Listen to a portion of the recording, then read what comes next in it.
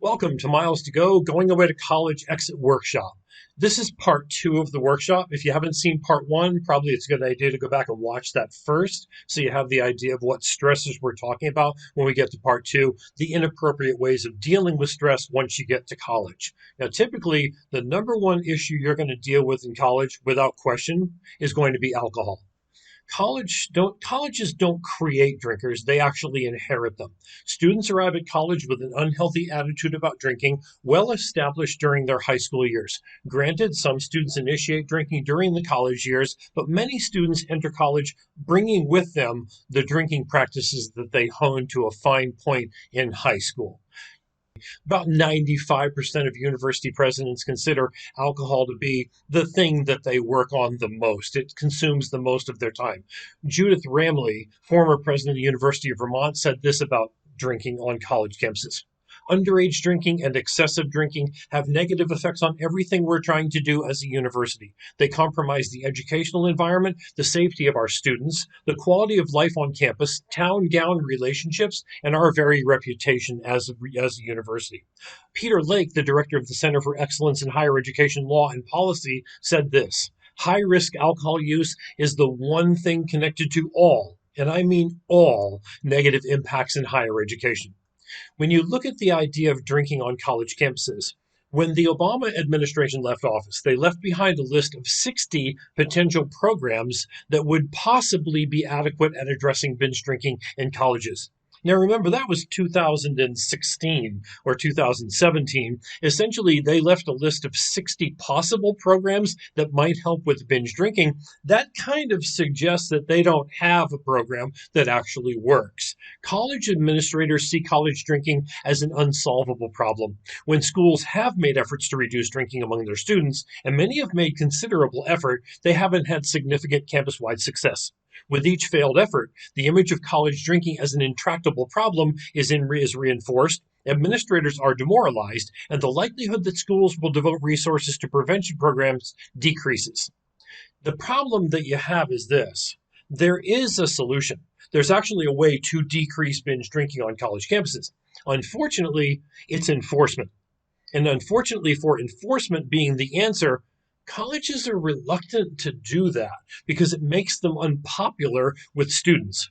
And so a college is always concerned with the bottom line. They have to be able to stay open. In order to do that, they have to draw students in. If they act really tight with their alcohol policy, some students look at that as a negative and don't apply. Colleges have little appetite to confront students in the environments where binge drinking is most commonplace. According to the New York Times, today, fewer than half of all colleges consistently enforce their alcohol policies at tailgates, in dormitories, at fraternities, and sorority houses. Only a third do compliance checks to monitor illegal alcohol sales in nearby neighborhoods. Just 7% try to restrict the number of outlets selling alcohol, and only 2% work to reduce cheap drink prices at local bars. So, in other words, the colleges know what to do, but they're not really willing to do it, and a lot of times it tends to blow up in their face or be what they would consider to be counterproductive. Another issue that we deal with here, as far as drinking on college campuses is concerned, is when I survey my students in the classroom, I ask them, is it still a thing that you think that when you get to college, you're supposed to drink to fit in? And while it has changed over the years, 20 years ago, 25 years ago, when I started this, the answer was definitively, universally, yes. Now there's a little bit of pushback on that idea, but it's still pretty predominant, the idea. When you get to college, you drink. Why do we think everybody drinks? Well, first of all, there's a couple reasons. Drunk students make a vivid impression by being loud, aggressive, obnoxious, and promiscuous. Observers, when drinking, don't tend to notice their less obvious non-musing peers, but rather tend to observe other drinkers. Non-drinkers don't gather in large, obvious groups or settings. People who are having a good time but are not drinking are often assumed to be drinking by drinkers because that's what they think fun is. And lastly, post-party conversations rarely tend to focus, they tend to focus exclusively on excessive alcohol use, and rarely do they focus on portraying restraint in a positive light. Nobody after a party ever says, "Did you see Bob? He was so sober. I couldn't take my eyes off him. He was like a pillar." No, more likely they'll say something like, "Did you see Bob? He set himself on fire." That's the thing that they're going to talk about. They don't talk about sober people. Now, here's the thing though. Harvard did a study twice. Both times they came back with basically the same information. Now, the percentage of binge drinkers varied between the two surveys. One time it was 43% of college students binge drink, the other time it was 39%. And by the way, let's just do this for just a second, okay? Binge drinking is basically drinking alcohol with the intention of getting drunk rapidly. There's a lot of other definitions out there. You can talk about having 5 or more drinks in a social setting, but really it's basically getting drunk fast. That's binge drinking. And when you binge drink, 43%, 39% of the students in the Harvard study, 43% of the students who qualified as binge drinkers drank 91% of the alcohol on college campuses. In the second study, 39%. So the percentage of students binge drinking had fallen, but the same statistic held, they consumed 9/10 of the alcohol on college campuses. If you do a little bit tighter focus, 19% of the drinkers, that's the same percentage of college students suffering from what's called alcohol use disorder, drank 68% of the alcohol and accounted for half of all the alcohol related problems of college students. So basically, what we're looking at here is a core group of abusive drinkers. The binge drinkers, certainly, but the drunks and the alcoholics, the 19%, they're the ones who are really drinking most of the booze. So it's a real core group of heavy drinkers that's drinking almost all the alcohol. So the presumption that you're supposed to drink when you get to school in order to succeed can be very problematic, and it's also extraordinarily inaccurate. So a big point that we want to make here is the idea I don't ask my students to do anything for me in school except this one thing. Don't drink for the first 6 weeks. When you get to college, give yourself the opportunity to get your feet on the ground, get your head in the game, and then essentially, then you can make a new choice if you want. But after 6 weeks, make the choice whether you want to actually drink or not. In the first 6 weeks, watch what happens to people who do. Here's a lot of information about that 6 week period, okay? College students' drinking habits are often formed in the first 6 weeks of college. College freshmen' drinking habits are often formed during the first 6 weeks of school, according to the National Institute on Alcohol Abuse and Alcoholism. That's the NIAAA. In the first 6 weeks, first semester freshmen are often starting drinking or increasing the amount that they drink. They may drink because student expectations and social pressures say they should. They show up with all these expectations about the role that alcohol is going to play in their lives in college, and they get a little bit nuts with the freedom. However, many new college students they already have experience with alcohol by the time they arrive, and colleges again inherit the problem rather than create it. The students show up to college thinking that they're supposed to do what they do and drink, and then they find out there's no way to sustain that behavior without flunking out of college. Evidence suggests that the first 6 weeks of enrollment are so critical to first year student success because many students initiate heavy drinking during these early days of college. The potential exists for excessive alcohol consumption to interfere with successful adaptation to campus life. The transition to college is often so difficult to negotiate that about 1/3 of first year students fail to enroll for their second year. And drinking has a huge part in that. The first 6 weeks, part 3. According to the U.S. Census of American College Testing Program, nearly 34% of college students dropped out in the first year because they were overconfident, underprepared, and lacked realistic expectations about college. The majority of the students that leave in the first year do so during the first 6 weeks of the fall term because they have not been able to make a successful transition, and alcohol contributes mightily to that. Early intervention can change the dynamic here, though, according to Penn State.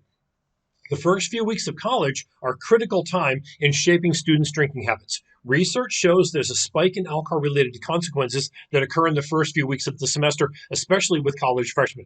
If you can buffer that, if you can get beyond that point and safely navigate through that passage, you reduce the risk of later problems occurring.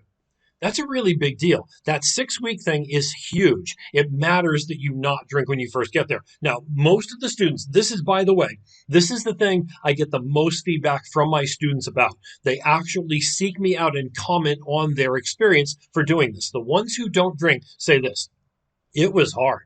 It was really difficult at first because everybody looked at them like, wait a minute, what's wrong with you? You're at a party, but you're not drinking. What are you? Some sort of, there's all kinds of labels that people apply to that. But essentially, they considered it to be kind of a negative at first. Most of them report this, though. After a couple of weeks, everybody got comfortable with their role and they didn't judge them negatively because of that.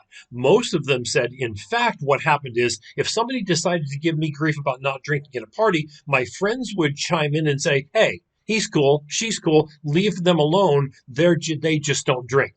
It's not a big deal. And they started to actually advocate for them and protect them. Here's the other thing, though. There's a lot going on, even if you don't drink. Now, a lot of people in these classes don't drink and don't intend to. And they're kind of like, why are you wasting my time? Why are we spending so much time on alcohol? Well, because it's the thing. But also, even if you don't use it, you're going to pay the price around it anyway. It's called the secondary effects of alcohol. People who drink will mess you up when you get to college, even if you don't drink.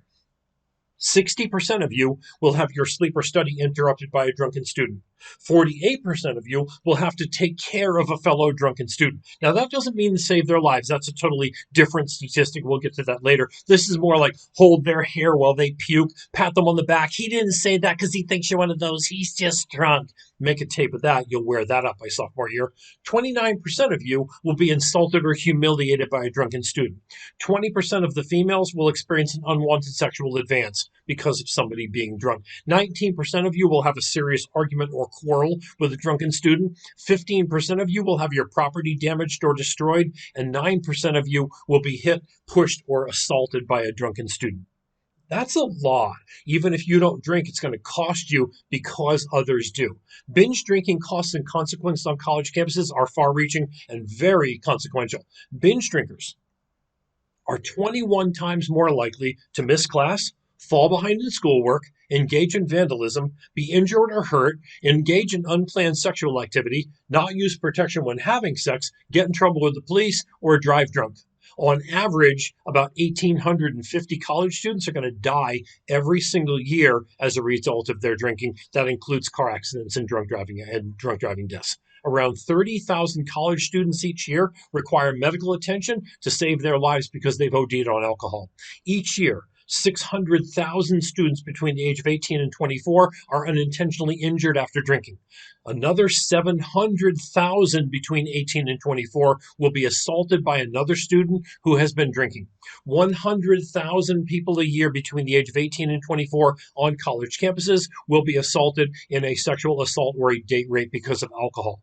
20% of college students meet the criteria for alcohol use disorder, and in any given month, over 1/3 of college students will binge drink in that 30-day time period.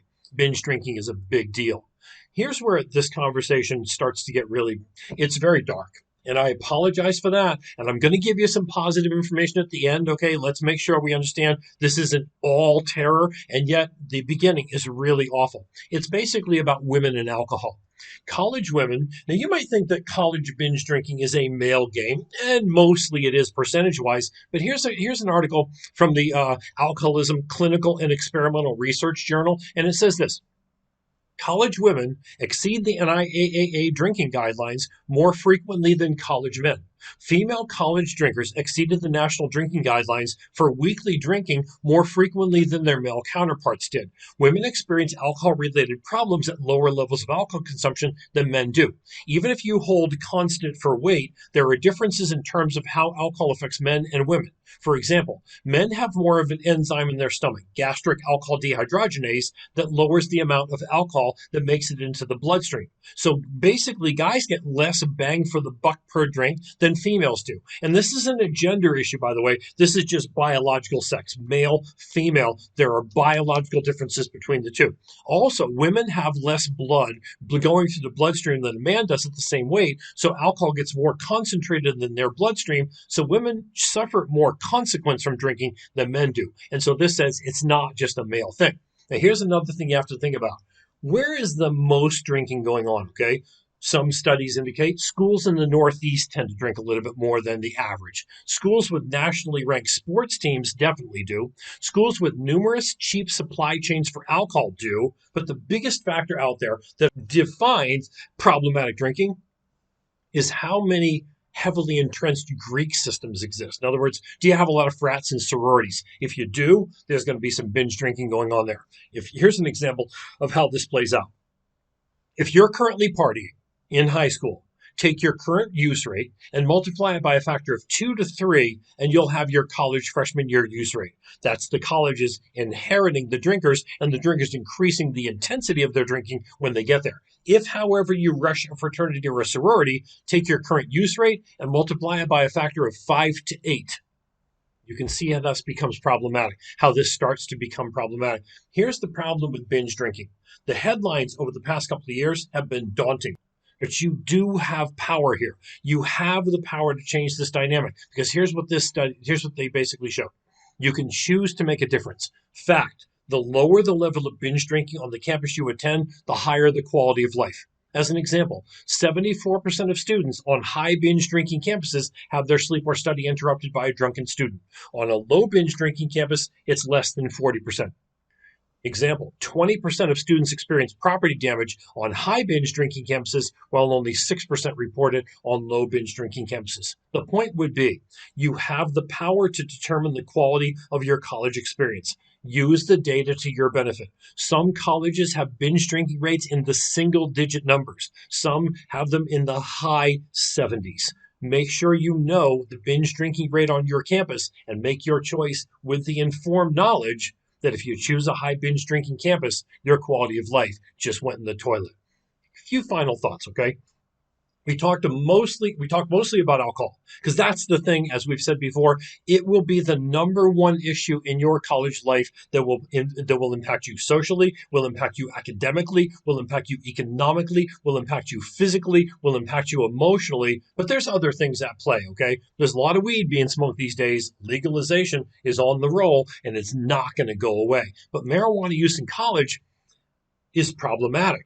There's a lot of new studies coming out on a daily basis about marijuana and its meaning to people who smoke it when they're not fully done growing their brains yet. Marijuana seems to hit high school age students and young adults much harder than it does adults. The more frequently a college student smokes weed, the more likely they are to skip class, get lower grades, and take longer to graduate.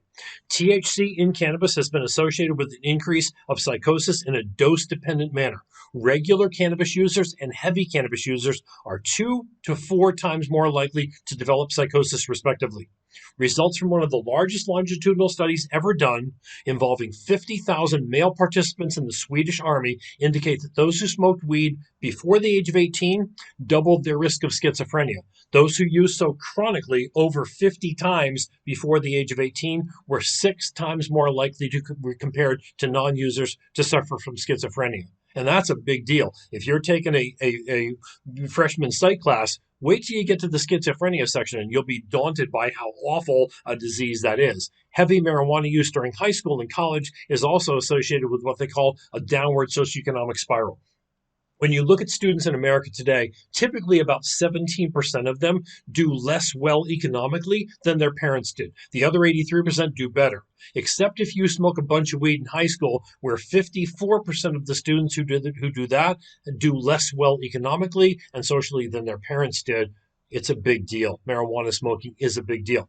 The other drug we tend to talk about, which tends to visit college students at a much higher rate than it does high school students, is study drugs, abuse of ADHD drugs. In high school, the abuse rate currently hovers around 7% of the population. They use off-label Adderall or Ritalin for purposes of partying or studying in high school, about 7% right now. In colleges, it hovers somewhere between 17 and 35% of the student body abuses ADHD drugs. Here's the thing. Research studies in college students show that non-medical use is concentrated among those who have lower GPAs, skip class more often, are heavy drinkers, and those who use drugs like marijuana. Although studying is the most common reason why students use stimulants non-medically, another commonly cited motive is to stay awake longer, to drink more alcohol, and to party more intensely.